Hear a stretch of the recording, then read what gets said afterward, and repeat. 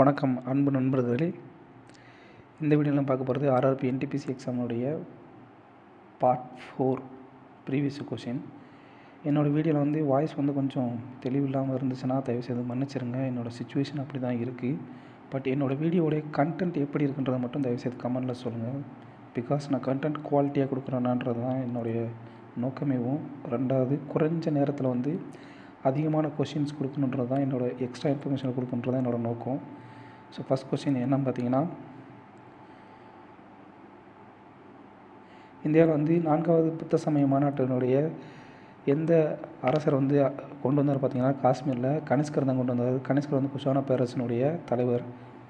அடுத்ததாக இந்த மொத்தம் 4 புத்திஸ்ட் கவுன்சில் நடந்திருக்கும். அது எதுன்னு பார்த்தீங்கன்னா, ராஜகிரகத்தில் முதல்லையும், 2வது வைசாலியில், 3வது பாடலிபுத்திரம் பீகாரில், 4வது காஷ்மீர் நடந்திருக்கும். ஆர்விபிகே. இதை ஆதரித்த அரசர்கள் ஏகேன்னு சொல்லி ஞாபகம் வச்சுக்கோங்க.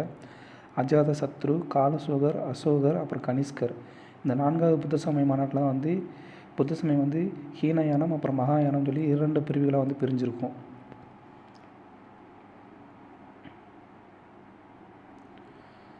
அடுத்த கொஷின் கொடுக்கப்பட்டதில் எது ஆன்டிவைரஸ் சாஃப்ட்வேர் பார்த்தீங்கன்னா, நோர்டான்றது தான் ஆன்டிவைரஸ் சாஃப்ட்வேர். எக்ஸ்எம்எல் அப்படின்னா எக்ஸ்டென்சிபிள் மார்க்அப் லாங்குவேஜ்ன்றது தான் ஃபுல் ஃபார்ம். மைக்ரோசாஃப்ட்ன்றது ஒரு சாஃப்ட்வேர் கம்பெனி.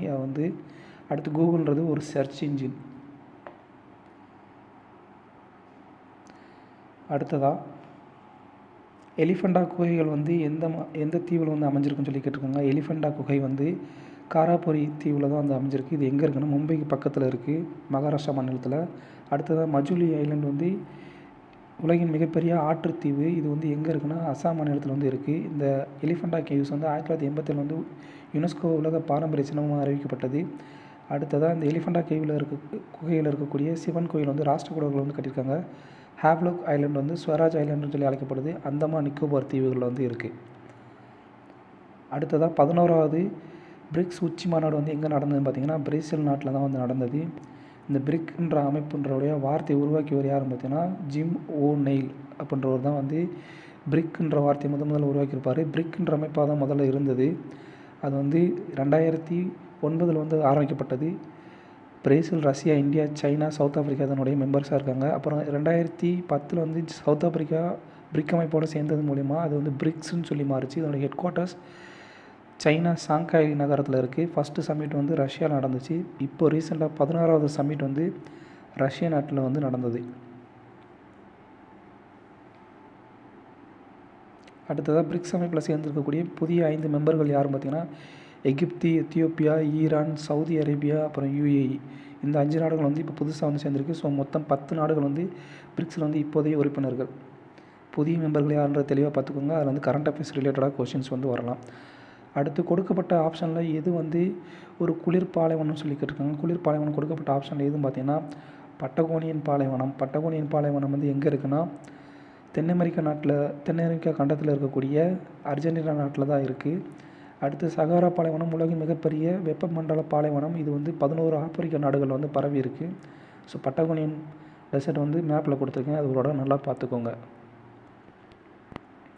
அடுத்ததாக இந்தியாவின் முதலாவது ரயில் பாதை மும்பைக்கும் தானேக்கும் இடையில் விடப்பட்டது. பயணிகள் ரயில் பாதை. இது எப்போ விடப்பட்டது அப்படின்னா, 1853 விடப்பட்டது.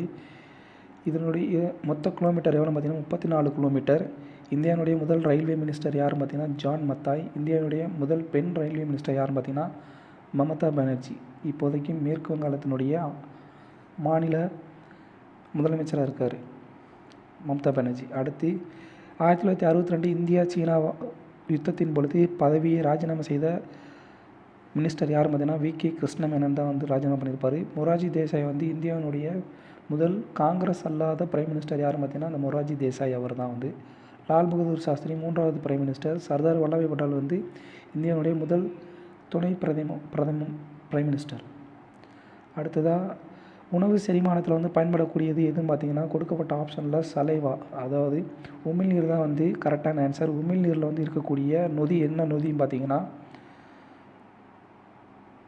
அமைலேஸ் நொதி தான். இதுக்கு இன்னொரு பெயர் இருக்குது, டயலின்னு சொல்லி இன்னொரு பெயரும் இருக்குது அமைலேஸ் நொதிக்கு. அடுத்து இந்த அமைலேஸ் சர்க்கரை கரைக்கும். அடுத்து செரிமானம் வந்து வாயில் தொடங்கி சிறுகுடலில் முடிவடையும்.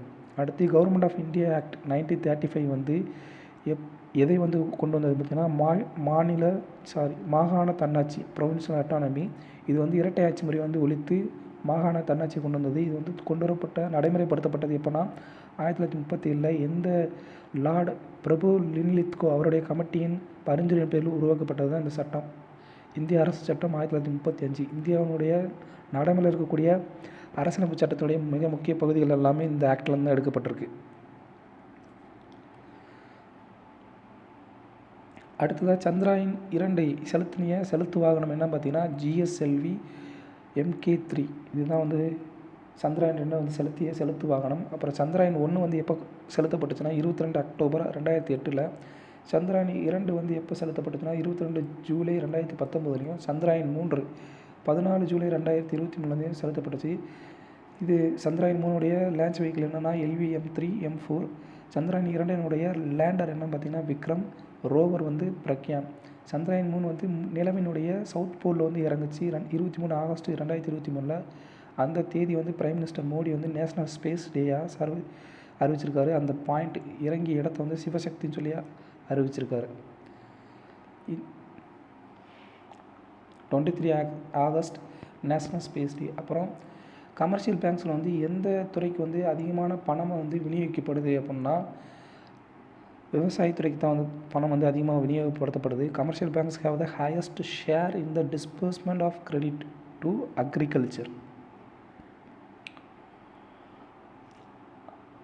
அடுத்ததாக மீனவர்களுக்கு உதவக்கூடிய வகையில் மீனவர்களுக்கு வந்து கடல் கடந்து எல்லை கடக்கும் பொழுது அல்லது மிக மோசமான வானிலையின் பொழுது அவர்களுக்கு உதவுவதற்காக அலர்ட் மெசேஜ் அனுப்பும்படி ஒரு செயற்கைக்கோளை வந்து இந்தியா வந்து லான்ச் பண்ணுச்சு. அந்த செயற்கைக்கோளோட பெயர் IRNSS-11.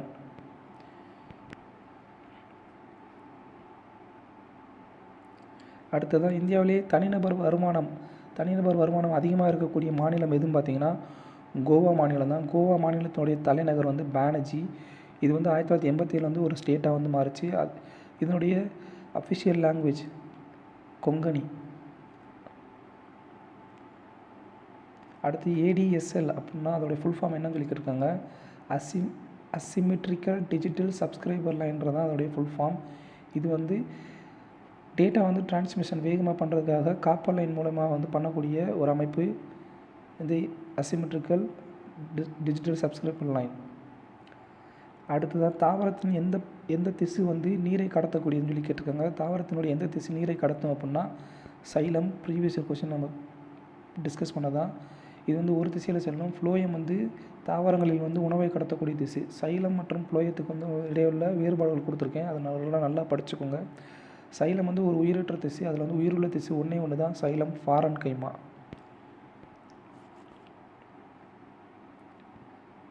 அடுத்ததாக கரிபி கட்டாவுன்றது எந்த அரசியல் தலைவனுடைய பேச்சு அப்படின்னு பார்த்தீங்கன்னா இந்திரா காந்தியினுடைய ஸ்லோகன் தான் கரிபி கட்டாவோ. இது வந்து 1971 எலெக்ஷன் அப்போது இந்திரா காந்தி பயன்படுத்தின வார்த்தை. கரிபி கட்டாவோ அப்படின்னா வறுமை ஒழிப்புன்றது தான் அர்த்தம். இது வந்து 4வது ஐந்தாண்டு திட்டத்தின் பொழுதும் இந்த வார்த்தை வந்து பயன்படுத்தப்பட்டது. அடுத்து லால் பகதூர் சாஸ்திரியுடைய ஃபேமஸான கோட் என்ன பார்த்தீங்கன்னா ஜெய் ஜவான் ஜெய் கிசான். போர் வீரர்கள் வாழ்க, விவசாயிகள் வாழ்கன்றது தான் அதோட அர்த்தம். அடல் பிகாரி வாஜ்பாயினுடைய ஃபேமஸான கோட் ஜெய் ஜவான் ஜெய் கிசான் ஜெய் விக்யான்.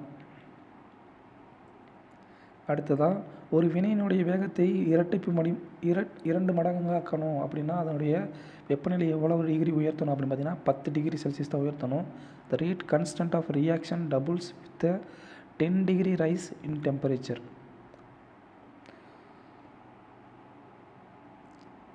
அடுத்து ஆசிய வளர்ச்சி வங்கி எங்கே அமைஞ்சிருக்கு பார்த்திங்கன்னா அதனுடைய தலைமையகம் எங்கே அமைஞ்சிருக்குன்னா பிலிப்பைன்ஸ் நாட்டில் தான் வந்து அமைஞ்சிருக்கு. பிலிப்பைன்ஸ் நாட்டில் வந்து இருக்கக்கூடிய மண்டாலுயாங் அப்படின்ற இடத்துல தான் வந்து மணிலாவில் இருந்து இருக்குது இதோட ஹெட் குவார்ட்டர்ஸ். இது வந்து 1966 உருவாக்கப்பட்ட அமைப்பு. இதனுடைய மொத்த மெம்பர்ஸ் 68 பேர். இதனுடைய பிரசிடெண்ட்டாக இப்போ இருக்கிறவர் மசாட்சு அசகாவா. அடுத்ததாக சாங்காய் ஃபெஸ்டிவல் வந்து எந்த மாநிலத்தில் கொண்டாடப்படும் சொல்லி கேட்டிருக்காங்க. சாங்காய் ஃபெஸ்டிவல் வந்து மணிப்பூர் மாநிலத்தில் கொண்டாடப்படக்கூடிய ஒரு ஃபெஸ்டிவல். அப்புறம் சில ஸ்டேட்ஸ் நார்த் ஈஸ்டர்ன் ஸ்டேட் வடகிழக்கு மாநிலங்கள் அப்புறம் அதில் கொண்டாடப்படக்கூடிய ஃபெஸ்டிவல்ஸ் என்னென்னு பார்த்தோம்னா மணிப்பூர் வந்து செரோப்பா வந்து கொண்டாடப்படுது. மேகாலயாவில் வந்து வங்கலா நோங்கிரம் ஃபெஸ்டிவல் கொண்டாடப்படுது. வங்கலா வந்து 100 ட்ரம்ஸ் ஃபெஸ்டிவல்னு சொல்லி அழைக்கிறாங்க. நாகாலாந்தில் ஹார்ன்பில் ஃபெஸ்டிவல், சிக்கிமில் லுசாங் சகாதிவா, மிசோரமில் சாப்சர்குட், அசாமில் பிகு அம்புபாச்சி மேளா. இந்த அம்புபாச்சி மேளா வந்து காமாக்கியா டெம்பிளில் வந்து கொண்டாடப்படக்கூடிய ஒரு திருவிழா. அடுத்து 1974 ரயில்வே ஸ்ட்ரைக் வந்து முன்னின்று நடத்தியவர் யாருன்னு பார்த்தீங்கன்னா ஜார்ஜ் பெர்னாண்டஸ் தான் ரயில்வே ஸ்ட்ரைக் வந்து முன்னின்று நடத்தினா. அடுத்து first railway minister John Mathai, first woman railway minister Mamata Banerjee, already பார்த்தது தான். அடுத்து தக்கான பீடபூமியில் இருக்கக்கூடிய மண் எந்த வகை மண்ணுன்னு சொல்லி கேட்டிருக்காங்க. தக்கான பீடபூமியில் இருக்கக்கூடிய மண் எதுன்னு பார்த்தீங்கன்னா கரிசல் மண், பிளாக் சாயில். தக்கான பீடபூமி வந்து முக்கோண வடிவத்தில் இருக்கும். இந்த கரிசல் மண்ணுக்கு வந்து இன்னொரு பெயர் இருக்குது, ரெகுர் சாயில். அப்புறம் பருத்தி உற்பத்திக்கு ஏற்றதுனால காட்டன் சாயில்னு சொல்லி அழைக்கிறோம். இதில் வந்து பாஸ்பரஸ் கண்டென்ட் வந்து கம்மியாக இருக்கும். செம்மண் வந்து ஏன் சிவப்பு கலரில் இருக்குன்னா அது வந்து அயன் ஆக்சைடு வந்து அதில் அதிகமாக இருக்கும். அடுத்ததாக வண்டல் மண் வந்து பெரும்பாலும் ஆற்றுச்சமவெளிகளில் இருக்கும், கங்கை ஆற்றுச்சமவெளி மாதிரியான இருக்கும். வண்டல் மண் வந்து பழைய வண்டல் மண் வந்து பேங்கர், புதிய வண்டல் மண் வந்து காதண்டில் அழைக்கப்படும். அடுத்து சோழமண்டல் கடற்கரை வந்து எந்த 2 மாநிலங்களுக்கு இடையில் அமைஞ்சிருக்கும் பார்த்திங்கன்னா தமிழ்நாடு அப்புறம் ஆந்திர பிரதேச மாநிலங்களுக்கு இடையில் தான் வந்து அமைஞ்சிருக்கும். அடுத்து உத்கல் கடற்கரை வந்து ஒடிசாலையும், கத்தியவார் கடற்கரை வந்து குஜராத்லேருந்து மும்பை வரைக்கும். அடுத்து கொங்கன் கடற்கரை வந்து மும்பையிலேருந்து கோவா வரையிலையும். அடுத்து மலபார் கடற்கரை கோவாலேருந்து கன்னியாகுமரி வரையும் வந்து அமைஞ்சிருக்கும். இதோடைய மேப்பில் கொடுத்துருக்கோம், நல்லா பார்த்துக்கோங்க. இந்தியாவில் வந்து மொத்தம் 9 மாநிலங்கள் தங்களுடைய எல்லையை கடற்கரையோடு பயணிக்கிறது. அடுத்தது ஜூன் 21 வந்து ஐநா சபை வந்து என்னவா கொண்டாடுறாங்க பார்த்திங்கன்னா சர்வதேச யோகா தினமாக தான் கொண்டாடுறாங்க. ஜூன் 21 ஃபஸ்ட் யோகா தினம் வந்து 2015 கொண்டாடப்பட்டது. இதோடைய தீம் வந்து yoga for harmony and peace. இப்போ 2024 வந்து யோகா ஃபார் செல்ஃப் அண்ட் சொசைட்டின்றதான் தீமு. உலக ஆரோக்கிய அமைப்பு WHO வந்து 7 ஏப்ரல் 1948 உருவாக்கப்பட்டது நினைவாக வந்து வேர்ல்டு ஹெல்த் டே வந்து 7th ஏப்ரல்லேருந்து கொண்டாடப்படுது. அடுத்து எல்லை காந்தின்னு சொல்லி அழைக்கப்படுறவர் யாருன்னு பார்த்தீங்கன்னா எல்லை காந்தின்னு சொல்லி அழைக்கப்படுறவர் வந்து கான் அப்துல் காஃபர் கான்றதான் கரெக்டான ஆன்சர். இவர் வந்து உருவாக்கிய போராட்டம் என்ன பார்த்தீங்கன்னா குதாய் கித்மத்தார் போராட்டம். இது வந்து சிகப்பு நிற ரெட் ஷர்ட் மூவ்மெண்ட் சொல்லி அழைப்பாங்க. அடுத்து பத்ருதீன் தயாப்சி வந்து இந்தியன் நேஷனல் காங்கிரஸுடைய முதல் முஸ்லீம் பிரசிடென்ட். மௌலானா அபுல் கலாம் ஆசாத் வந்து இந்தியாவுடைய முதல் கல்வி அமைச்சர். நவம்பர் 11 அவருடைய பிறந்தநாள் வந்து தேசிய கல்வி தினமாக வந்து கொண்டாடுறோம். அடுத்ததாக ஒரு செல் தன்னைத்தானே 2ஆக பிரித்து கொண்டால் அதற்கு பெயர் என்னன்னு சொல்லி கேட்டிருக்காங்க. அதோடைய பெயர் என்னென்னா ஃபைனரி ஃபிஷன், இருசம பிளத்தல்னு சொல்லி அதனுடைய பெயர்.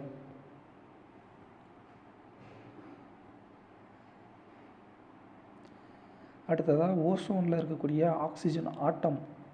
ஓசோனில் வந்து எத்தனை ஆக்சிஜன் அணுக்கள் இருக்கும் பார்த்திங்கன்னா 3 ஆக்சிஜன் அணுக்கள் தான் வந்து ஓசோனில் இருக்கும். ஓசோன் லேயர் வந்து ஓசோன் அடுக்கு வந்து எந்த வளிமண்டலத்தில் எந்த அடுக்கில் இருக்கும் பார்த்திங்கன்னா ஸ்ட்ராட்டோஸ்பியர், பட்டை அடுக்குன்னு சொல்லி தமிழில் சொல்லுவோம். இது வந்து புவியை வந்து புற ஊதா கதிர்கள் யூவி ரேஸில் வந்து பாதுகாக்கக்கூடிய ஒரு அடுக்கு தான் இந்த ஓசோன் அடுக்கு. அடுத்ததாக லா டல்கோசி பருவம் வந்து எந்த ஒரு அரசை வந்து இந்த செரி பழம் நமது வாயில் அதுவாக வந்து விழும்னு சொல்லியிருப்பார் பார்த்திங்கன்னா கிங்டம் ஆஃப் அவாத்ன்றது வந்து எங்கே இருக்குன்னா உத்தரப்பிரதேச மாநிலத்தில் இருக்கக்கூடிய ஒரு நகரம். இது வந்து 1856 வந்து பிரிட்டிஷ் அரசோடு இணைக்கப்பட்டது. 1951 வந்து இந்த டல்கோசி வந்து இந்த ஸ்டேட்மெண்ட் வந்து கொடுத்துருப்பார். அடுத்ததாக ஐநா சபையினுடைய வெளியிலிருந்து அதை வந்து கண்காணிக்கக்கூடிய அமைப்பு எதுன்னு பார்த்திங்கன்னா ஜாயிண்ட் இன்ஸ்பெக்ஷன் யூனிட்ன்றதான் கரெக்டான ஆன்சர். அடுத்து யுனைடெட் நேஷன் டே, ஐநா சபை தினம் வந்து எப்போ கொண்டாடப்படுதுன்னா 24 அக்டோபரில் தான் கொண்டாடப்படுது. அடுத்ததாக இந்தியாவில் இருக்கிற எந்த மலைக்கு மேற்கு புறத்தில் வந்து இந்திய பாலைவனம் அமைஞ்சிருக்கு பார்த்திங்கன்னா ஆரவல்லி மலையினுடைய மேற்கு புறத்தில் தான் வந்து இந்திய பாலைவனம் அமைஞ்சிருக்கு. ஆரவல்லி மலைத்தொடர் 4 மாநிலங்கள் பரவி இருக்குது. குஜராத், ராஜஸ்தான், ஹரியானா, அப்புறம் டெல்லி. இதனுடைய மிக உயர்ந்த சிகரம் எதுன்னு பார்த்திங்கன்னா குரு சிகார். இது வந்து இந்தியாவுடைய மிக பழமையான மடிப்பு மலை. அப்புறம் கஞ்சன்சங்கா வந்து உலகின் வந்து 3வது மிக உயர்ந்த சிகரம் 8.86 மீட்டர். துப்கார்ன்றது மத்திய பிரதேச மாநிலத்துடைய மிக உயர்ந்த சிகரம். இந்தியாவுடைய இளம் மடிப்பு மலை வந்து இமயமலை. அடுத்து இன்டர்நெட் ஆக்சஸ் பண்ணுறதுக்கு எது வந்து முக்கியமாக தேவை அப்படின்னு பார்த்திங்கன்னா யூனிக்யூ ஐபி அட்ரஸ்.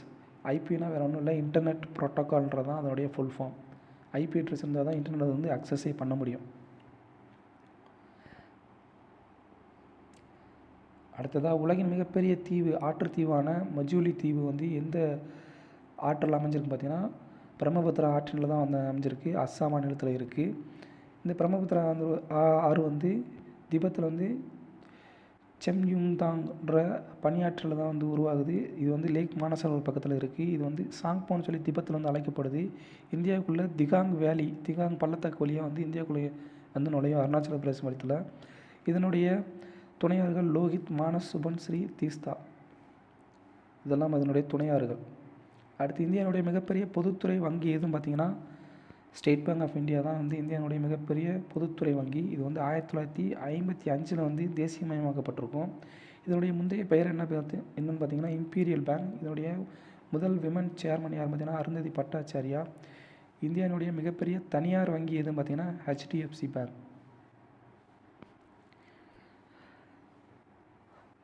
அடுத்ததாக குட்ஸ் அண்ட் சர்வீஸ் டேக்ஸ் வந்து இந்தியாவில் வந்து எப்போ நடைமுறைக்கு வந்ததுன்னு பார்த்தீங்கன்னா 1 ஜூலை 2017 தான் வந்து கொண்டு வரப்பட்டுச்சு. இது வந்து 101வது அரசியலமைப்பு சட்ட திருத்தம் 2016 மொழியாக கொண்டு வரப்பட்டது. ஆர்டிக்கல் 279A இந்த சட்டத்தின் மூலிமா பிரசிடென்ட் வந்து ஜிஎஸ்டி கவுன்சிலை வந்து உருவாக்குனார். பிரைம் மினிஸ்டர் வந்து ஃபினான்ஸ் மினிஸ்டர் வந்து இதனுடைய சேர்மன். ஜிஎஸ்டி வந்து ஒரு மறைமுக வரி. ஃப்ரான்ஸ் நாடு முதல்ல கொண்டு வந்தது. இந்தியாவுடைய ஜிஎஸ்டி வந்து மொத்தம் 5 பிரிவுகளாக இருக்குது. 0%, 5%, 12%, 18%, அப்புறம் 28%. அடுத்ததாக முதலாவது வட்டமேசை மாநாட்டில் கலந்து கொள்ளாத அமைப்பு எதுன்னு பார்த்தீங்கன்னா இந்திய தேசிய காங்கிரஸ் தான். இந்தியன் நேஷனல் காங்கிரஸ் 1930 வந்து முதலாவது வட்டமேசை மாநாட்டில் ஏன் கலந்துக்கலான்னா சட்டமறுப்பு இயக்கத்தில் வந்து 1930 வந்து கைது செய்யப்பட்ட காங்கிரஸ் தலைவர்கள் யாரை வந்து அரசு விடுவிக்கல. அந்த காரணத்தில் வந்து அது கலந்துக்கல. ஸோ இதனால் வந்து லார்ட் இர்வின் வந்து காந்தியோட ஒரு ஒப்பந்தம் 1930 வந்து செஞ்சுக்கிட்டார். அதன் மூலிமா வந்து காந்தி வந்து காங்கிரஸோடைய பிரதிநிதியாக வந்து 2வது வட்டமேசை மாநாட்டில் வந்து கலந்துருப்பார் 1931. 3வது வட்டமேசை மாநாடு வந்து 1932 வந்து நடந்திருக்கும். ஸோ இவ்வளோ தான் ஃப்ரெண்ட்ஸ். தேங்க்யூ ஃபார் வாட்சிங்.